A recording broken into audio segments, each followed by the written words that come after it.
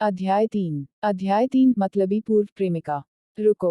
Robert इलेक्स और करेन के बीच धराशायी हो गया। इलेक्स के बोलने से पहले करेन ने सुप्रीम कार्ड को हवा में लहराया। रॉबर्ट से कहते ही उसकी आंखें जीत से चमक उठी। मिस्टर मिलर, देखो। उसने वीआईपी कमरे से एक कार्ड चुराया। वह उसे देखकर मुस्कुराए, उसकी अभिव्यक्ति थोड़ी आत्मसंतुष्ट थी। निश्चित रूप से मिस्टर मिलर चोरी रोकने के लिए उससे खुश होंगे। मेट्रो स्काई बैंक के पूर्वी जिले में उनका काफी दबदबा था और जब वे मुख्यालय पहुंचे थे तो वह उनसे काफी प्रभावित लग रहे थे, इसलिए उन्हें प्रमोशन की उम्मीद थी। अपने संभावित भविष्य के बारे में सपने देखते हुए उसकी कल्पना उसके साथ भागने लगी। मिस्टर मिलर का चेहरा हमेशा थोड़ा सा चमकीला था, लेकिन जैसे जैसे वह देखती गई, उनकी अभिव्यक्ति और गहरी होती गई। इससे पहले कि वह कुछ समझ पाती, वह उसकी विस्फोटक दहाड़ से चौंक गई, जिससे उसका पूरा शरीर कांपने लगा। मिस्टर एम्ब्रोस को जाने दो। जैसे ही वह चिल्लाया, श्री मिलर ने उसके हाथ से सुप्रीम कार्ड छीन लिया, और वह इतनी डर गई कि उसने इलेक्स को जाने दिया। मिस्टर मिलर ने उसे एक तरफ धकेल दिया और कार्ड लेने के लिए नीचे झुके। श्री एम्ब्रोस, आपका कार्ड। मुझे बहुत खेद है, मैंने सुश्री यंग को ठीक से प्रशिक्षित नहीं किया है। मैं माफी मांगता हूँ। श्री मिलर की अभिव्यक्ति में सम्मान, शर्मिंदगी और बेचैनी का मिश्रण दिखाई दिया, जैसा कि बैंक के ग्राहक आश्चर्य से देख रहे थे। करण अवाक रह गया। क्या सुप्रीम कार्ड उसका हो सकता है? वह आश्चर्यचकित हुई। उसकी आंखें चौड़ी हो गईं। उसने कितनी भी कोशिश की, वह इसका मतलब नहीं समझ पाई। अगर इस आदमी के पास सुप्रीम कार्ड होता, तो उसके पास कम से कम $3 मिलियन होते, फिर भी वह 20 साल के आसपास ही दिखाई देता। इतने पैसे वाला एक गरीब, निम्न वर्ग का हारे हुए व्यक्ति। नहीं, यह बहुत ही असंभव था। यह आपकी गलती नहीं है, मिस्टर मिलर, इलेक्स ने कार्ड को वापस अपनी जेब में डालते हुए उसे आश्वस्त किया। धन्यवाद, मिस्टर एम्ब्रोस। रॉबर्ट ने अपना सिर डुबोया और करेन पर सीधे खड़े होने और चिल्लाने से पहले थोड़ा रुका। तुम यहाँ क्यों खड़े हो? मिस्टर एम्ब्रोस से तुरंत माफी मांगो। करेन अभी भी कैसे नहीं समझ सकता था। रॉबर्ट ने सोचा, उनके सामने खड़ा युवक गंभीर रूप से अमीर था और उसे सम्मान के साथ पेश आने की जरूरत थी।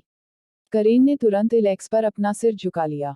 मिस्टर एम्ब्रोस, मुझे अपने अशिष्ट व्यवहार के लिए बहुत खेद है। मैंने एक गलती की, किसी बात पर हंगामा खड़ा किया, और आप पर हाथ रखा। यह मेरी गलती थी, और मैं अपने व्यवहार पर विचार करूंगा। इलेक्स ने उसे अनदेखा किया और चला गया।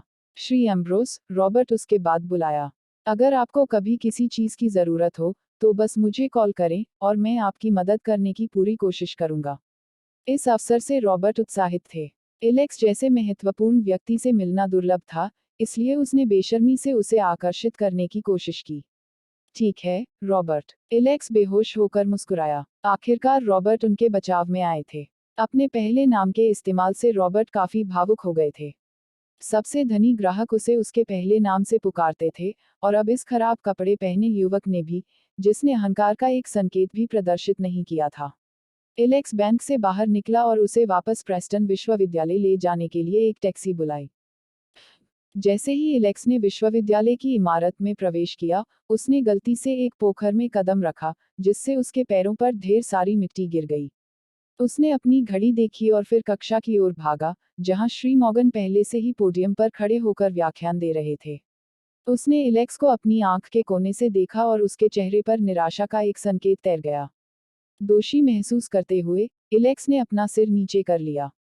उनके सभी शिक्षकों में श्री मॉर्गन उनके पसंदीदा थे।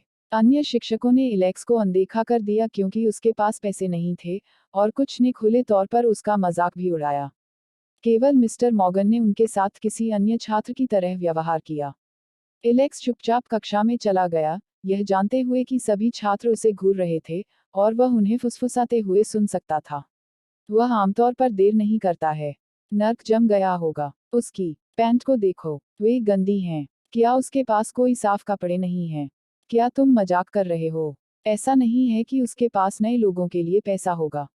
ऐसा लगता है कि वह जो कुछ भी पा सकता है, उस पर फेंक दिया गया है। कुछ लड़कों ने बात करना जारी रखा, और सामने की पंक्ति की लड़कियों ने अपने हाथों से अपना मुंह ढक लिया और वे अंदर आ गए। जब इलेक्स को देखा तो उनकी आंखों में तिरस्कार के भाव आ गए। बातचीत बंद करें, श्री मॉर्गन ने जोर से कहा। और ध्यान दो। पूरे व्याख्यान के दौरान, इलेक्स ने देखा कि श्री मॉर्गन उसकी ओर देख रहे थे।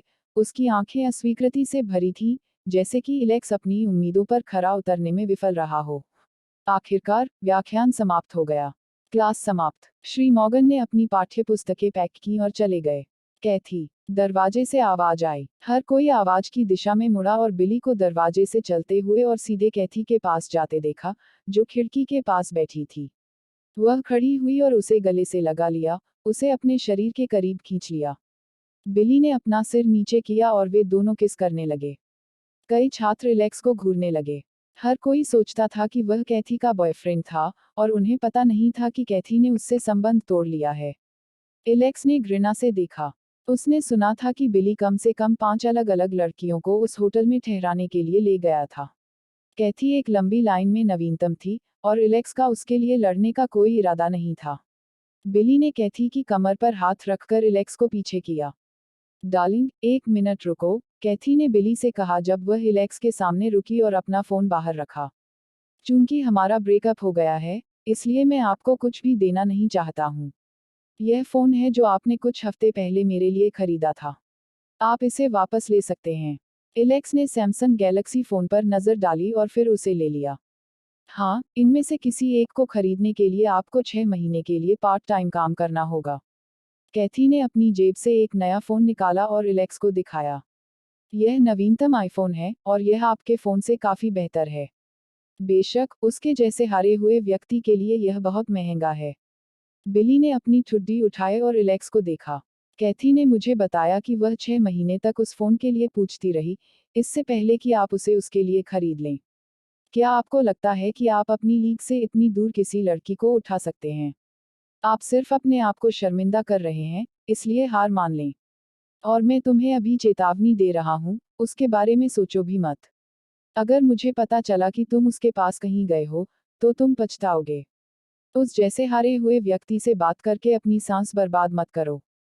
क्या हम दोपहर के भोजन के लिए डी लुका में जा सकते हैं? कैथी ने इलेक्स को पहले ही आउट कर दिया था। मुझे बेबी बुलाओ, बिली ने मुस्कुराते हुए कहा। बेबी, चलो चलते हैं। उसने ठीक इलेक्स के सामने उसके साथ छेड़खानी की। कैथी, एक दुबली पतली लड़की खड़ी हुई, उसे घूर रही थी। आप इसे बहुत दूर ले जा रहे हैं। मैंने कभी नहीं सोचा था कि आप इलेक्स के साथ संबंध तोड़ लेंगे, और मुझे आप पर शर्म आती है। एम्मा, तुम परवाह क्यों करते हो? वह चिल्लाई। जब इलेक्स के साथ चीजें अच्छी चल रही थीं, तो उसके एम्मा के साथ अच्छे संबंध थे, जो एक सभ्य व्यक्ति थी। कभी कभी, जब कैथी इलेक्स के साथ लड़ रही थी, उसने एम्मा की राय पूछी थी कि कौन सही है। तुमने इलेक्स को बिली जैसे किसी व्यक्ति के लिए छोड़ दिया। एम्मा ने पूछा। आप इलेक्स के साथ ऐसा कैसे व्यवहार कर सकते हैं? जब आप बीमार थे और बिस्तर से उठ भी नहीं सकते थे, तो इलेक्स ने आपको 1 महीने के लिए हर दिन दोपहर का भोजन और रात का खाना भेजा। आप पहाड़ के नीचे मीलों तक उसकी पीठ पर बैठे हैं। क्या आपको वह याद नहीं है? आप जानते हैं कि वह अपनी अंशकालिक नौकरियों से ज्यादा पैसा नहीं कमाता है, लेकिन जब आपको एक फोन चाहिए था, तो उसने पर्याप्त पैसा बचाने के लिए महीनों तक कड़ी मेहनत की। इसे अपने लिए खरीदो, और तुम उसे इस तरह चुकाओगे, उसके साथ नाता तोड़कर और उसका उपहास उड़ाकर। कैथी चिल्लाया। मैंने कभी उसे कुछ भी करने के लिए मजबूर नहीं किया। अगर वह इसके साथ जाने के लिए काफी बेवकूफ था, तो यह उसकी समस्या है। और तो क्या हुआ अगर उसने मुझे एक सेल फोन खरीदा? यह केवल एक सैमसंग था। और मुझे सैमसंग क्यों चाहिए जब मैं क्या आईफोन हो सकता है? एम्मा ने सिर हिलाया। कैथी, मैं तुम्हें नहीं समझती। क्या तुम्हें केवल पैसे की परवाह है? क्या पैसा तुम्हें वह सब कुछ देगा जो तुम चाहते हो?